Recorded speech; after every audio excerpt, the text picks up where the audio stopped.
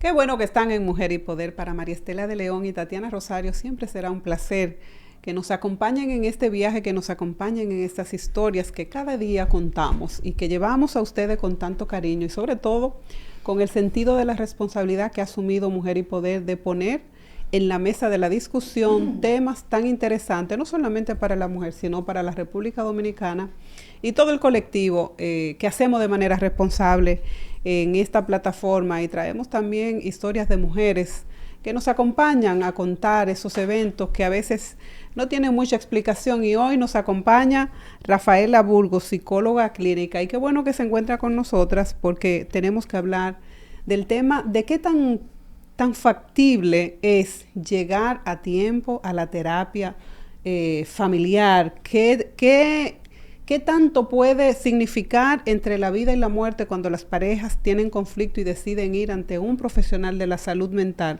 para dejar en la mesa todo eso que a veces hace que nos sintamos que la vida se acaba? Gracias, Rafaela, por aceptar venir a Mujer y Poder. Tatiana Rosario, quien estaba cumpliendo compromiso fuera, se integra. Tatiana, bienvenido. Por aquí, por allá, por todas partes. Y lo primero que debo decir es que todavía no estoy completamente bien, se me nota en la voz. Sí. Pido disculpas por ello, sin embargo ya teníamos 2 semanas que no hacíamos el encuentro, ¿cierto? Así es. Unos 14, 15 días rotuteando entre México y Estados Unidos y bueno, con graves afectaciones de salud, de conjuntivitis, de afectaciones a las vías respiratorias de manera severa, las superiores y las inferiores, pero estamos en tratamiento.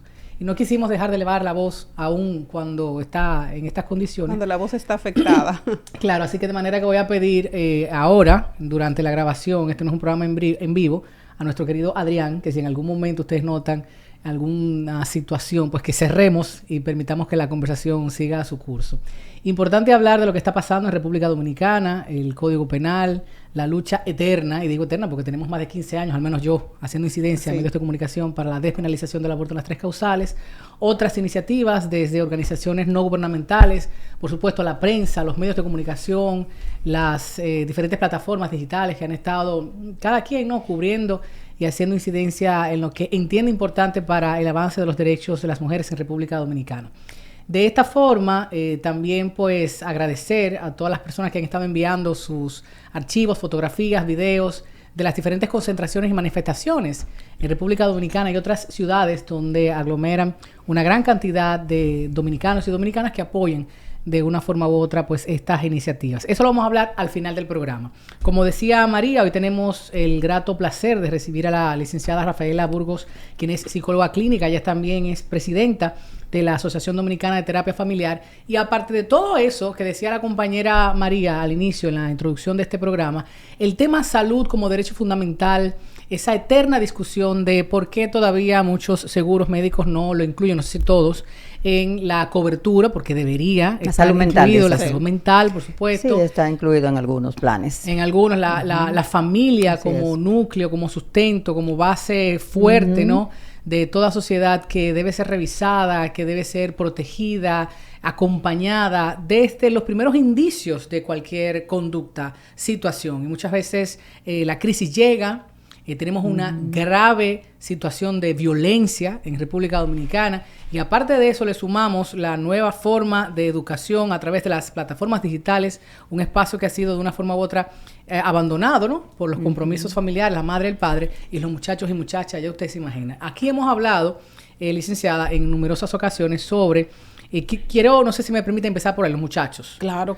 Porque para mí, de verdad, me causa tristeza, indignación, a veces rabia, preocupación, este pensamiento de los varones principalmente, porque Mujer y Poder, en otro espacio hablaremos de otra cosa, los muchachos jóvenes, varones, que están utilizando plataformas para hacer daño a mujeres, a jóvenes, a niñas, redes locales, internacionales. Todavía aquí no hemos visto un crecimiento importante, sin embargo los informes llegan de grupos de violaciones, de grupos de captar imágenes para modificar a través de inteligencia artificial los rostros, los cuerpos, desnudarlas, venderlas, explotarlas sexualmente hablando. Y los padres y las madres muchas veces desconocen en qué están los muchachos.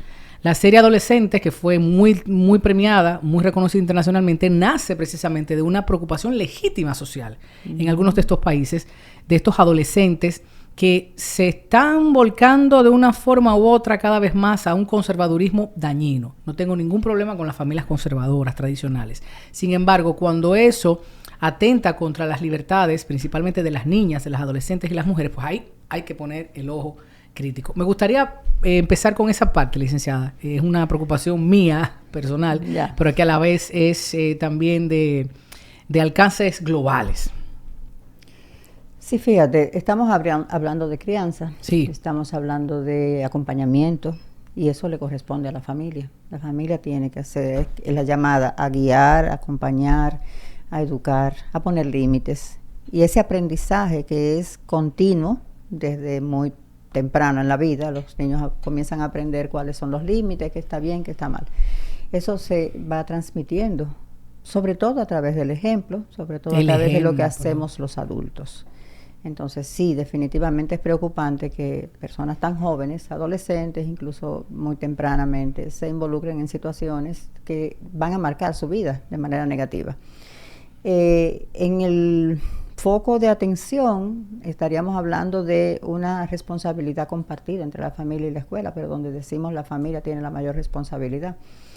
Y eso se tiene, digamos, el desafío más importante es cómo educamos a estas generaciones, cómo estamos educando a estas generaciones para desarrollar la empatía. Cuando tú le haces daño a otro ser humano y eso no te duele, no te genera malestar, estamos hablando de una muy baja empatía. ¿Cuándo se identifica empatía en un niño o niña? Cognitivamente hablando, ¿cuándo tiene la capacidad? Tempranamente, un niño se puede conmover porque un animalito esté sufriendo o pensar en si su amiguito se va a sentir mal si yo le digo esto o si yo hago aquello. O si se cae delante de él. O si se cae, o si una persona está pasándolo mal, en lugar de reírme, trato de ayudar. Una injusticia. Una injusticia. Son señales tempranas, pero son reproducciones de conductas que el niño está integrando. Claro. O sea, lo que nos está diciendo no es que la persona puede ser empática o no ser empática toda su vida, sino cómo está desarrollando esa capacidad, que es una habilidad social. Es una forma de ver la vida y de relacionarse con los demás. ¿Hay un tema químico por ahí?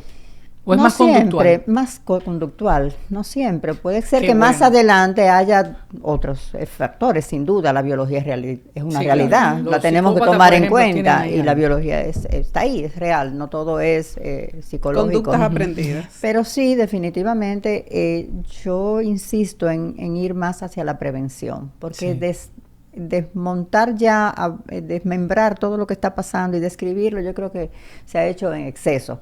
Yo creo que tenemos que ir más hacia la prevención para esas familias que pueden hacer cambios, porque todavía están en etapas de hacer cambios. Yo creo que siempre se puede, pero hay etapas donde hay más oportunidades.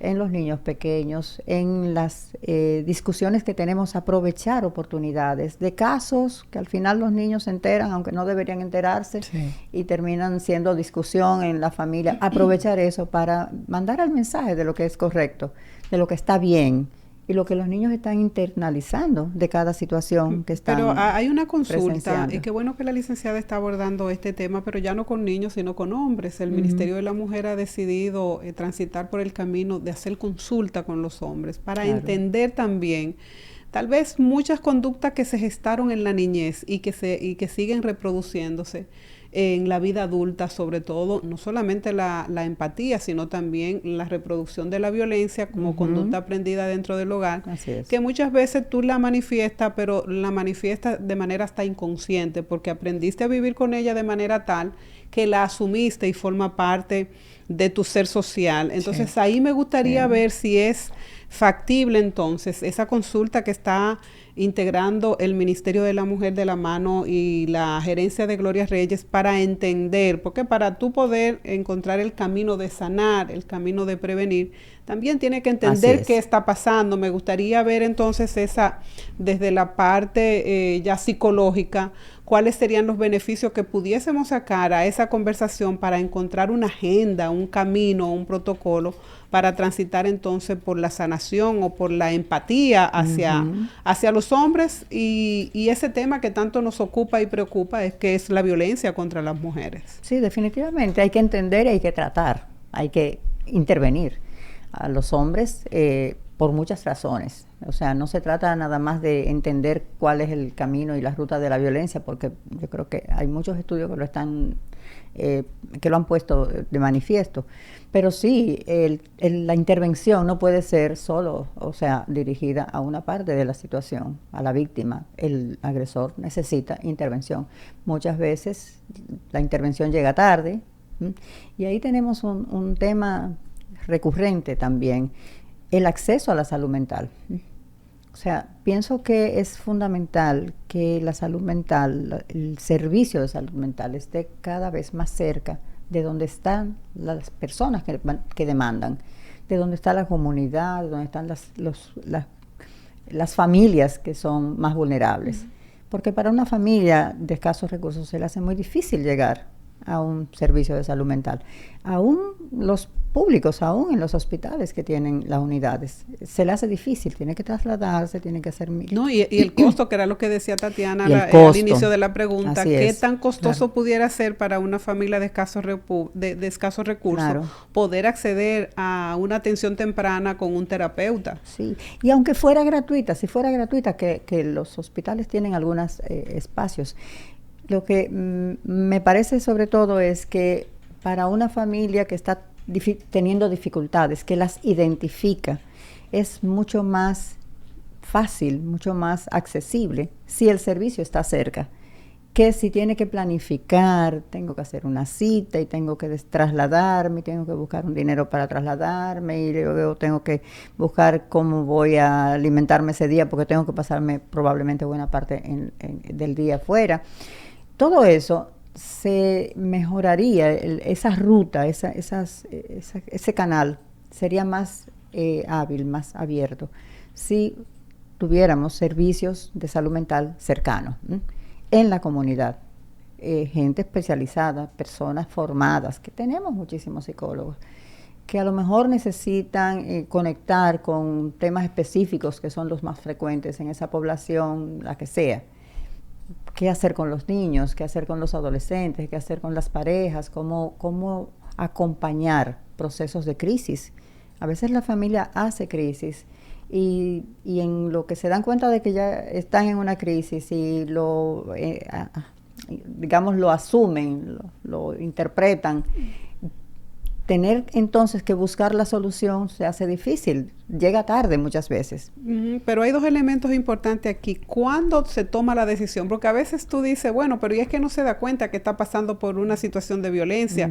O los padres no se dan cuenta que los niños están reproduciendo conductas que pueden poner en peligro la vida de ellos, pero también crear una situación de cuando sean adultos, ser un hombre violento, porque el hombre que es violento ahora en algún momento fue un niño también con una conducta que de haberse atendido temprana, quizás no estuviésemos las escaladas de la violencia que tenemos. ¿En qué momento se toma esa decisión y cuáles son esos indicadores que pudiésemos observar para que la familia pueda decir, tenemos que ir como grupo, como colectivo ante un profesional de la conducta, porque evidentemente hay un tema de salud mental latente? Sí, bueno, hay situaciones que son individuales, que tienen una relación familiar, tienen una relación con el sistema, pero que los síntomas son individuales. Una persona en una depresión, por ejemplo, una persona con una crisis de ansiedad, con un estado ansioso que se establece, que se mantiene, que se hace recurrente o se hace crónico. O sea, señales claras de que no estamos funcionando bien. Pero en la interacción, que es lo que más vemos en la terapia familiar, en la interacción también hay señales. Cuando ya no nos podemos entender, cuando ya a las 3 primeras palabras sale un insulto, cuando yo no puedo decir lo que pienso porque tengo miedo de tu reacción, cuando yo tengo que dejar de ser o tú tienes que acomodarte a mí porque de lo contrario las cosas se detonan, se desbordan. Entonces estamos dando señales, estamos viendo indicadores. En los niños está, la conducta habla sola. Lo que pasa es que no siempre la interpretamos correctamente. Eso, ahí, mire, yo quisiera volver otra vez con el tema de la vigilancia, la supervisión, la corrección, porque hablábamos de prevención, precisamente. Yo no quiero soltar eso, porque con el tema de violencia, lamentablemente hay mucha tela por donde cortar y necesitamos urgentemente una unidad de diferentes especialistas que puedan traer a la mesa no solamente sus experiencias, usted como presidenta de la Asociación de Dominicana de Terapia Familiar, que habla con sus colegas, que ve múltiples formas y manifestaciones de convivencia en esos encuentros, en sus consultorios, tanto en diferentes prácticas, porque he de suponer que está en varias partes. Así es. Como siempre es así. Así es. La docencia que también que enseña también mucho. Es importantísimo. Es una fuente de información importante. Y una de las cuestiones, para no decir debilidades, que escucho con frecuencia de las madres, que generalmente son quienes más se preocupan y ocupan de esa vigilancia, es qué hacer con la pela, cómo castigo, mandar a la pared, escucho, no escucho, la responsabilidad, esa es tu responsabilidad. O sea, son como muchos diálogos y muchas maneras que tratan de hacerlo con la internet, con una charla, con una asociación de padres. A veces van a la consulta de la terapia familiar. Llegan, no sé si ha cambiado. Hace 20 años hablaba de esto, doctora, y los hombres no iban a terapia. Dígame si 20 años después los papás... Ha cambiado. Ha cambiado y eso es bueno. Yo te puedo decir que cuando yo comencé, las mamás eran las que iban a consulta y las mamás eran las que iban a la reunión de la escuela y la mamá era la que llevaban a los hijos al médico. Y los papás, bueno, bien, gracias. No se enteraban. Sí. Y eso fue cambiando. Me alegra. Al tengo principio muy buenos padres en mi entorno. Nos comenzamos a sorprender cuando poníamos la cita y decíamos tienen que venir los dos padres y el papá pedía permiso y llegaba. Ahora ya no nos sorprende. Asumimos que eso es lo natural y se está dando, dando. Pero el tema de la crianza sigue siendo transversal para toda la problemática. Mire, vamos a ir a una pausa y es bueno que Tatiana abordó el tema de la crianza porque ha sido un tema que ha estado muy en boga porque ahora cómo tú le dices al niño, cómo le llama la atención también es importante, porque entonces le causa trauma después de adulto y se sigue hablando de la pela, de la chancleta, de la correa. La pared versus la chancleta samurái. Exactamente, ya no se puede hablar de eso porque se han planteado nuevas maneras hasta también de formar a los niños y a las niñas. ¿Qué tan factible es de la mano de una mujer que tiene contacto y tiene información de... O también importante, tuyo como abogadas, el libre desarrollo de la personalidad como derecho constitucional versus no dejar que ese muchacho o muchacha haga lo que se le venga al antojo. Sí, al antojo. ¿Verdad? O sea, que en República Dominicana todavía las madres y padres tienen la libertad, ¿no? De ciertas correcciones. En otros países te lo quitan. No, te quitan el derecho, te quitan el derecho. Vamos a hablar de eso.